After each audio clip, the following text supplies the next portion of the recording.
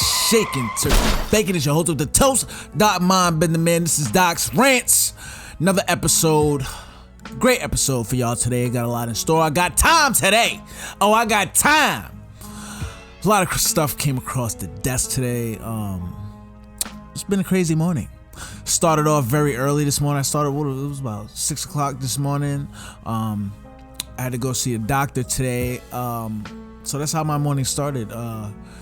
Switched it up for breakfast today. You know, sometimes when I be at the crib, I like to invent dishes. You know what I mean? I just like to come up with things as I'm going along the way. Like, oh, this might taste fire with this. This is why I don't like to go to the grocery store. I like to let my wife go to the grocery store because I go in there and I lose my effing mind because I'm trying to look at this though. This will be crazy if we switch this and flip this with that. You know what I'm saying? This is like the type of shit that goes through my mind. Too impulsive, childlike mind in the grocery store. Yes, when it comes to food, I'm very impulsive. But I switched it up this morning, man. I like to invent dishes. They have no names. It was 1 egg, I think. I did 1 can of corned beef hash. Medium well though. You gotta make sure the shit is a little bit crunchy, like kind of a little bit crunchy, but like the dark red. And then I had a can of calamari in the black ink. So now when you fry it down, it just looked like black corned beef hash with little, you know what I'm saying, with little calamari chunks in it. Shit is crazy. It was amazing. It's an amazing breakfast. Mouth-watering shit. And you know, like just me eating breakfast, I had to think to myself like, yo, breakfast, why is breakfast so disrespectfully big in the United States, bro? Like, breakfast just be, like, unnecessary. Wherever you go, like, you go to New York. I know I go to New York and get the biggest bacon, egg, and cheese on a Sub Hero that you've ever seen. Brentwood Road, Brentwood, New York. Go to the deli right there, son. It's, what's his name? Slim Guy. The nigga name is Slim Guy Deli. Anybody who's from that area know who I'm talking about. Anybody, they know who Slim Guy is. Biggest egg sandwiches you've ever seen in your life. And then just to make it even worse, I used to put them on the, like I said, the hoagie roll, the big, you know, the hero joint.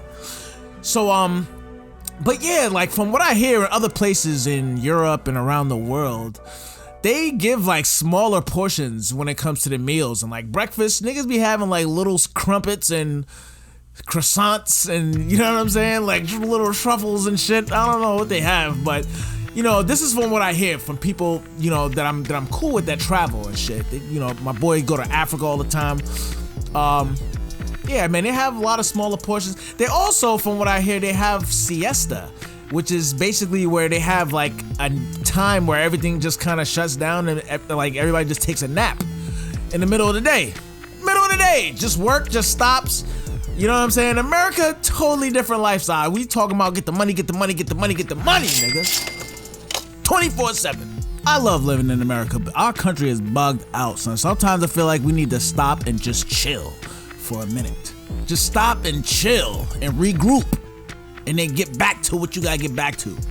A wise man once said, let the sweat dry off, then grab the cannon. Don't let that go over your heads. So now I have finished my Big Buford country ass breakfast. I gotta shower, get groomed, get dressed. The office I'm going to is only 2 minutes away, literally driving 2 minutes away. Mind you, I'm up at 6 a.m. I ain't gotta be there until 8:45. Just to give you a little insight on how long it takes me to get ready. I'm not proud of it. It's probably my biggest pet peeve that I have of myself is that I take so fucking long. Even if I got the whole fit pressed down and ready to go the night prior, it's taking a nigga 2 hours or so to get ready. So my question for today is, why does it take black people so long to get ready? That's my first question. You know, I think that it has something to do with sneaker selection and it has something to do with coordination. But I also think people as a whole, and not everybody, because there's some people that love to look grungy, but most people like to look presentable when they go out. Now, some of us go overboard. They be in the closet for 3 hours trying to make a statement type outfit. You know what I mean? People like me, like I'm the type of person that dress according to how I feel that day. It's the colors. I'm an artist. I draw, I paint, I do tattoos. So I'm with the artisticness of getting dresses according to how I feel. That's what I've fooled myself into thinking, at least. That's what I think, that I get dressed according to how I feel. I've been around black people my whole life, so I know that we take long to get dressed. Everybody know, and that's why people be talking about the stereotypes of us being late. That's why we be late, because we take so long to get dressed. And I'm telling you, a lot of the time we be trying to choose what sneakers or what boots or whatever to go with the outfit. That's what it is. Now, there was something that I watched. It was a documentary. I can't remember the name of it, but they were talking about how this all stemmed back from slavery and how it was because we used to dress like shit. Like they used to just give us burlap sacks and turn them shits into clothes and shit. But sometimes they would have slaves that would go out into the town. You might have to go grocery shopping. You might have to go do this, do that, or something like that if you was one of them guys. And you had to have on what they called your Sunday's best, right? So your slave had to be like dressed all nice, all spiffy and shit. Nigga, rub your whole face with Vaseline. How you looking like a shiny, brand new penny and shit. And so some people say that that's where it came from, that the blacks was on some when you out in public and you a slave, you have to look nice. Is that what's going on today, or is this like the aftermath of that? I want y'all to get in the comments section and tell me what y'all think about that. Because I don't know, I'm just asking a question, but I'm just saying from my experience, I've been black a long time and I've been taking a long time to get dressed for a long time. So I would like to figure this out, or at least get some dialogue going about this topic, because to me, this is something that people don't really talk about. Why do we do this? Why do we put so much focus into fashion and material things like that? You know what I mean? The drip. Niggas love the drip, bro. But what is it about the drip? Are we overcompensating for something else? Like, do we feel like, is it a confidence thing? What is it? I remember as a kid, elementary school, Regis Park, Brentwood, New York. We was on the bus playing the dozens, snapping on your shoes, snapping on your hat, snapping on how your house looked.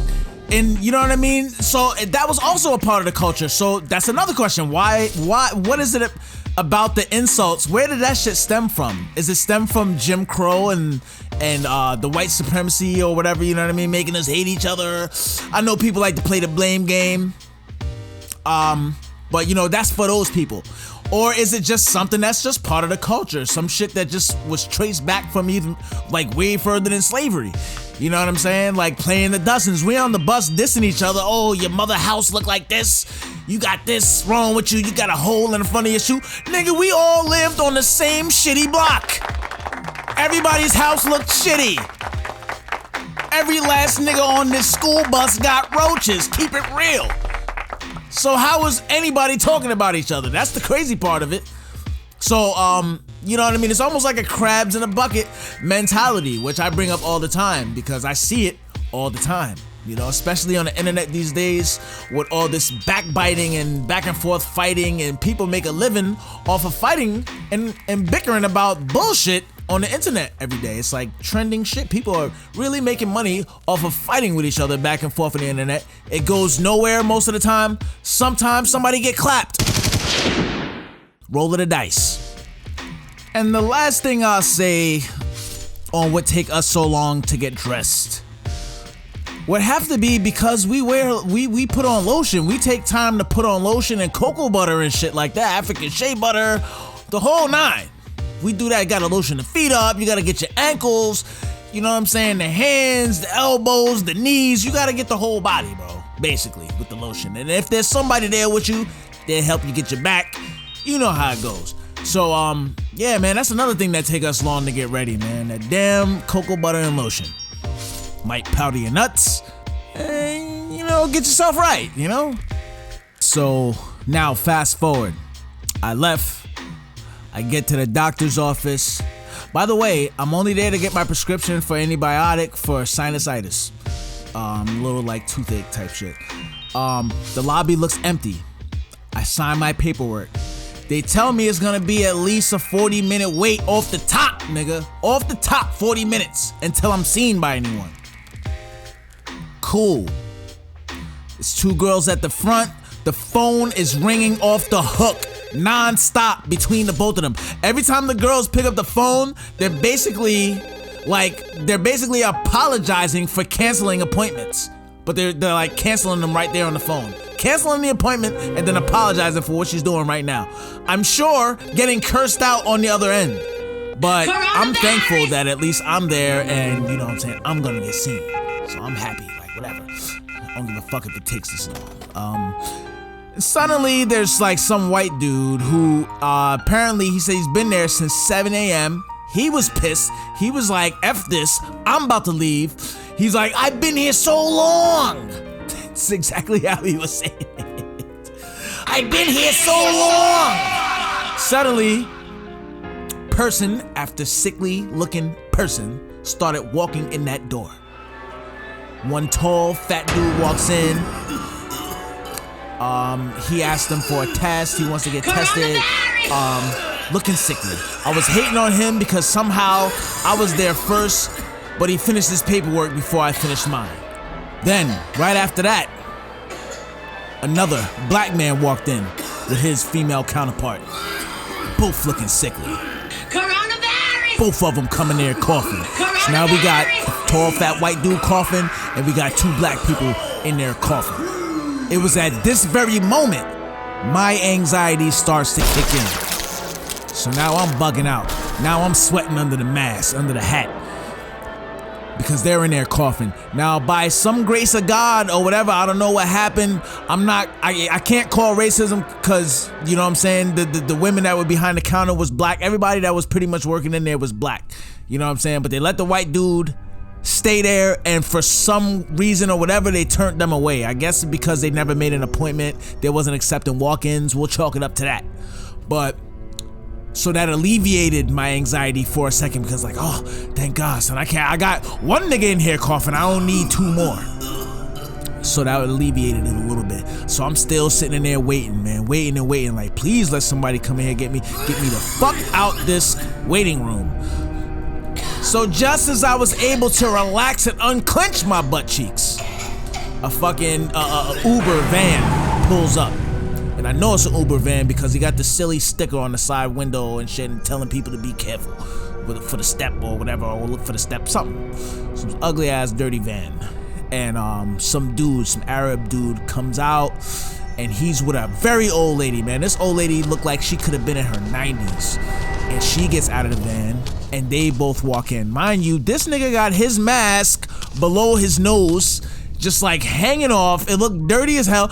And like when you see those people with those blue masks, for some reason, I don't know what it is, but like you can have, you know, I see people with masks all day, but for some reason when I see people with the white and blue joints, why the blue joint look like it got all kind of diseases from the 1800s and shit on it? Like, it's, I don't know, the blue ones just always look filthy. You look sick wearing the baggy, weird blue mask. Stop wearing those. So anyway, he comes in with the old lady. Now, the old lady, and mind you, there's mad seats in there to sit at. It's only me, the white dude. Remember the two black people I already left? Now the Arab dude is standing at the counter while the old lady is standing kind of off to the side behind him. Next thing you know, she coughs. She coughs. Big burly coughs.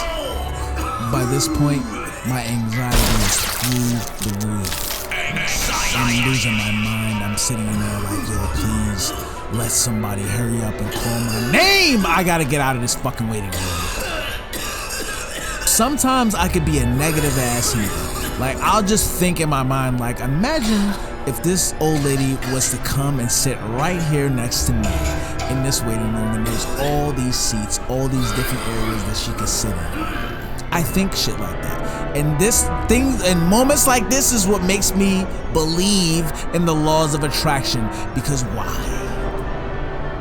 She coughed and looked back. And out of all the places she could have sat, she chose to turn her ass around and sit right next to me. Why? It makes me feel like you know you sick and you wanna kill niggas on purpose. But that's another episode. Luckily, no more than 10 seconds after this woman sat down, one of the receptionists called my name, Mr. Hamilton, please go to the trauma room. Thank God. I hopped up and jumped and skipped over there. I slid over there like fucking sideways Usher moonwalk. I was so happy. I sat in that room waiting for a whole other 40 minutes. I watched almost an entire episode of Cobra Kai sitting in that fucking room. I talked to the nurse, we had a little small talk, and I asked her how many people that come in there are actually positive of COVID. She told me it's between 70 and 80% of the people that come in there. You know what I mean? And I thanked her and the two other people that came in there to see me. I also thanked them for the service that they're doing, because they get overlooked. You know what I mean? People don't really are not really respecting the fact that these people got kids. They gotta go to work. They're around all these sick ass people coughing in the lobby and coughing around, and you gotta open this person's mouth. You gotta stand there. You probably holding your breath, working, you know, using your fingers, doing all types of shit. That shit is scary, bro. I already said it, bro. Today, I really said it to myself. Like, if it was me, I wouldn't even do it, bro. There's no wonder why staffs are getting short all over the world, especially, I heard about New York today. New York was having all kinds of staff shortages. It is crazy. It's gonna be a dark winter, ladies and gentlemen. Pay attention to the right things.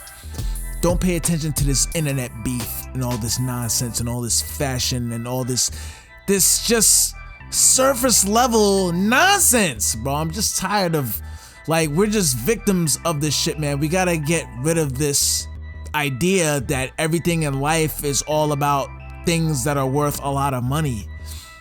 It's not, man. Everything in life is about your family, and it's about each other. It's about your community. It's about your surrounding and keeping your environment safe for your kids to thrive and for their kids to thrive. This is what I'm fighting for. All jokes aside, we need the next generation to realize that what's hidden from them is the power of their spirits. They don't realize the power that they harness, the universal power that they harness. And this power can be achieved through meditation, deep meditation. And if you want to smoke bud, you can smoke weed. But learn about the benefits tones have on your chakras, and learn those mantras, and learn how to breathe. Till next time, I'm Doc Mindbender. Ciao.